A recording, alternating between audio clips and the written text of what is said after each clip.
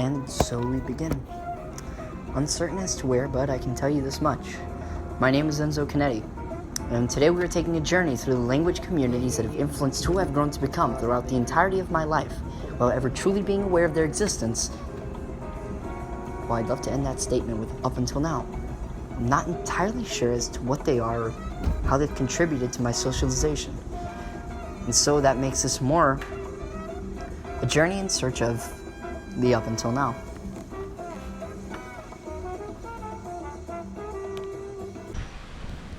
In order to go through this personal journey through my language communities, we should first define what exactly is a language community. And in my own personal experience, it's somewhat like a discourse community. A small group of people, all of which know each other to one degree or another, gathering together over a common language. Some members of the community speak that language better than others, but what matters is the fact that we gather over that language to begin with. In theory, in doing so, that should impact our behaviors and influence who we are. The whole point of this vlog is figuring out just how a language community could do that.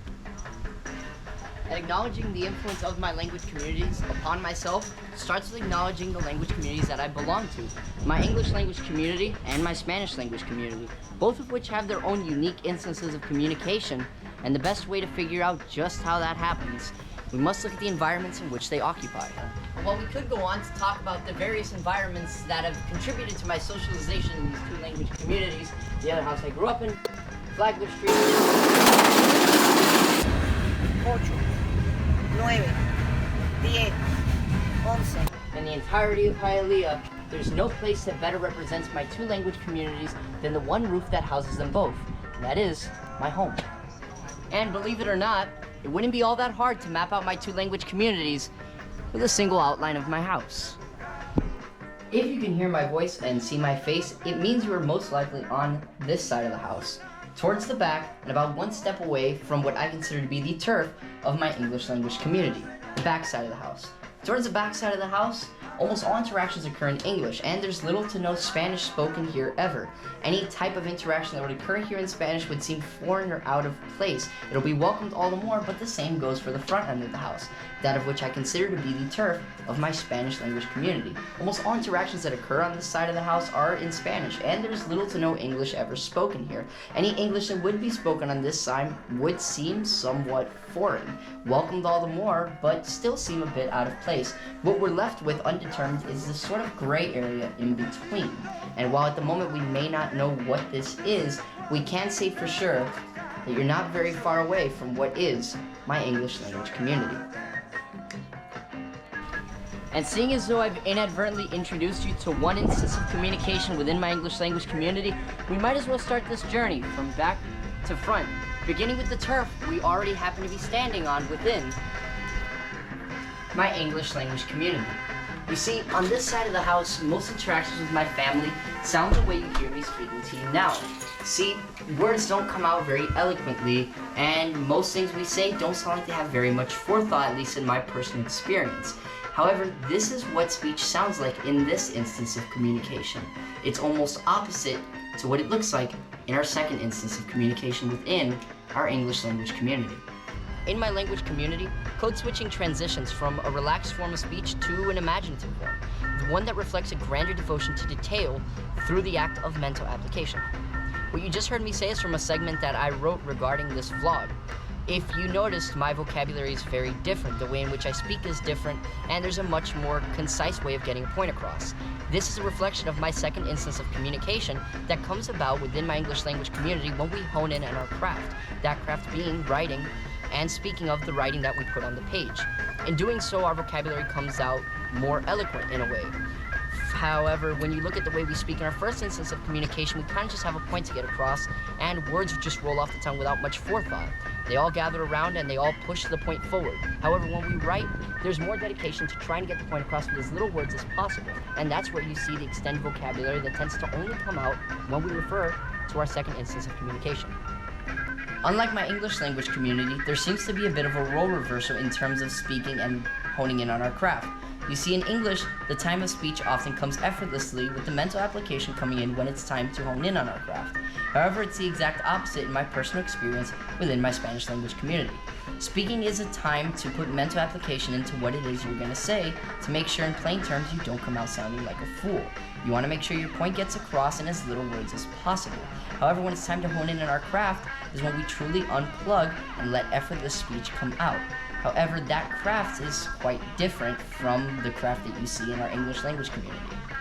See, in our Spanish language community, there's not much reading or writing done on this side of the house, save the occasional note on the fridge.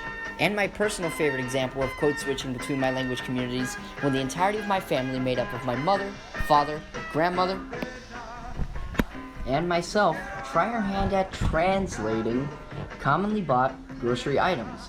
And in doing so, we often find ourselves going for the one language we all universally speak, and that being Spanish. And on a good day, that's a simple translation from one word to the next if it's an item of produce or a fruit. However, for certain specifically English brand products, that's not so simple, and often we find ourselves having to make very lengthy descriptions upon the written page just to get our point across.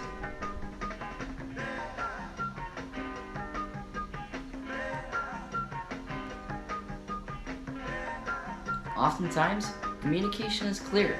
The written translations and descriptions that we have on the page are more than enough for us to get our point across to each other regarding what it is we want from the store.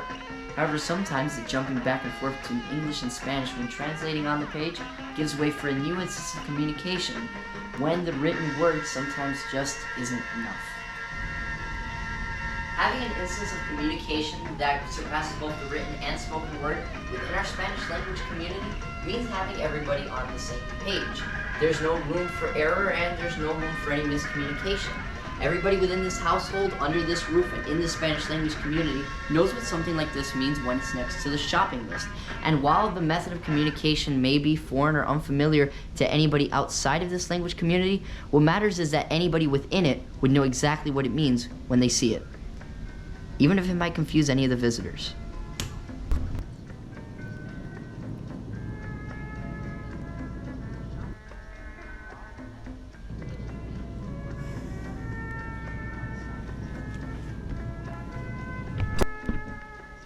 With the shopping list serving as the one physical bridge between our two language communities, it can sometimes sway us away from the topics of discussion that actually may carry more significance in comparison to the shopping list that may come off to be a little bit empty.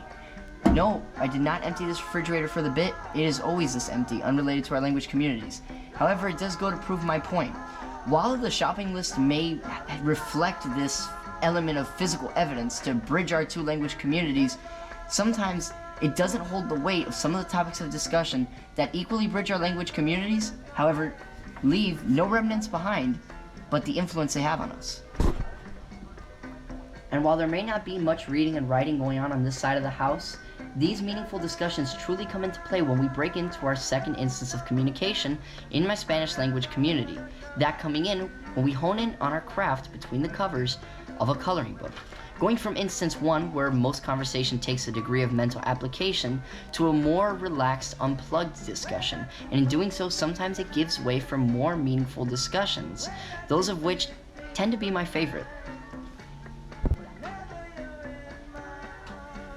Among my favorite instances of communication across both my English and Spanish language communities is indeed the discussion of memories. It brings out the emotionally invested storyteller in both myself and my family in a way in which you wouldn't see otherwise. While my family and I value the significance of our memories, both old and young equally, it is the way in which we value them that varies across the languages that we are speaking. Now, what is asked of us from the language community we operate under not only influences the way in which we speak, but most importantly, our reason for doing so. In our English language community, memories often serve as a vehicle for a point to be driven across. In Spanish, it's often solely for the purpose of reminiscing. They both carry their own individual weights. Memories told in English often have some kind of moral to learn from, with the moment of storytelling existing for a reason applicable to the present moment. In our English language community, we find room for present personal growth in the memories that we share, those of which we admire and learn from to this day. And for that reason, there's always something to look forward to. Sin embargo, en nuestra comunidad de lenguaje de español, las memorias y la experiencia de nosotros tienen sentido sin necesidad de la fuerza extra. Casi nunca hablamos de nuestras memorias con el intento para aprender, nada más para recordar un tiempo bueno, un tiempo difícil y cómo nos impactó, en vez de cómo nos va a impactar. Entonces, por eso, en nuestra comunidad de lenguaje de español, somos quien somos como resultado de nuestra experiencia y memoria. Y por eso, siempre hay algo para estar orgulloso. Orgulloso. Orgulloso. Orgulloso. And while our reasonings for the same topic of discussion may differ across our two language communities, I'd be lying if I said I valued one over the other. In fact, I love them both equally for who they have made us in the past, who we are today, and who we will know ourselves to become in the future. I don't think my family nor I would be the same person we are today if not for the contribution and influence of our two language communities. No matter their reason for being remembered or their reason for being told, despite how deep they may be up here, they always find their way out. Out here, at the dinner table. Only a few steps away from the shopping list over in the corner, the dinner table plays a massive role in the bridging of my two language communities.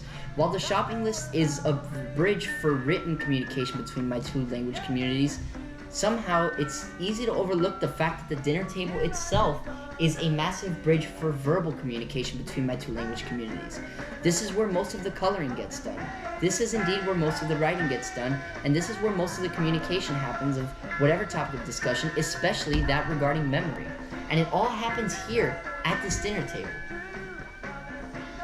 In this kitchen, in this dining room, and all these places at once.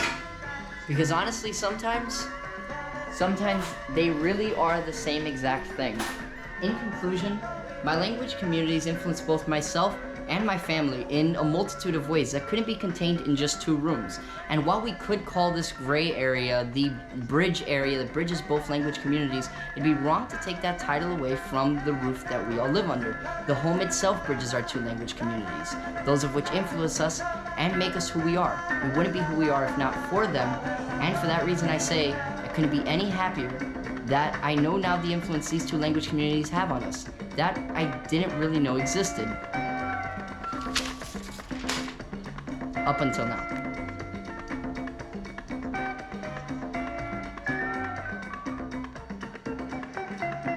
Cuarentiago. No, ya subió. High five. Bang. 24.